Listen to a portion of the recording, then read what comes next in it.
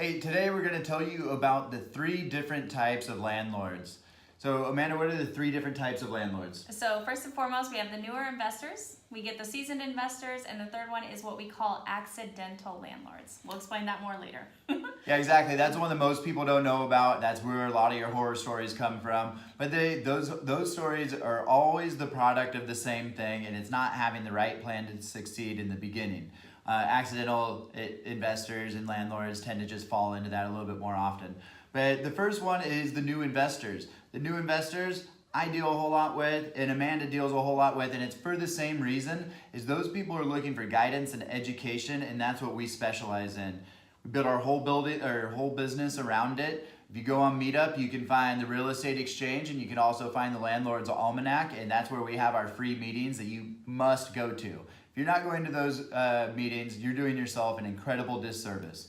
So Amanda, what else do we have besides the new investors? So we have the new investors, we have the educational classes. We can both coach you through the process. That first year when you have that property, talk about the whys that are associated with it. Why do you do this certain things? Why do you go through those thorough tenant screenings? Having a thorough lease in place so you understand the whys and you're not learning the hard way. The second type of investor that we have is the seasoned investor.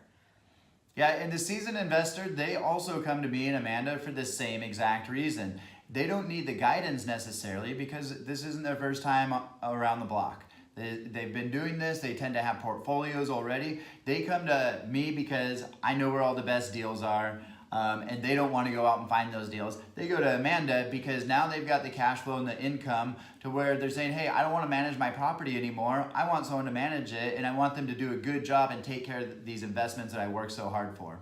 The biggest benefit we give back to the seasoned investors is their time. Yeah, so if you're looking to free up your time, you got to call Amanda. So the last one, the one that most people don't know about, and these are the people that are the accidental landlords. I would say, a lot of them are probably military people because they have to go move away, and maybe they've only bought their house a year ago or 2 years ago, and they can't necessarily afford to sell it. So I'll see some of those people sometimes as they try to sell their home, but sometimes the market just does not allow them to sell it for what they need to and not have to pay money in order to sell their property. And that's when they go right down to Amanda's office and say, hey, I don't have the money to sell this thing, and I can't afford 2 mortgage payments, so we got to rent this thing out. Yep, so quite a few of our accidental landlords will be individuals who inherited a property. They purchased a property under 2 years typically, and they just don't have the equity. They're not in that position to sell it without writing a large check at closing.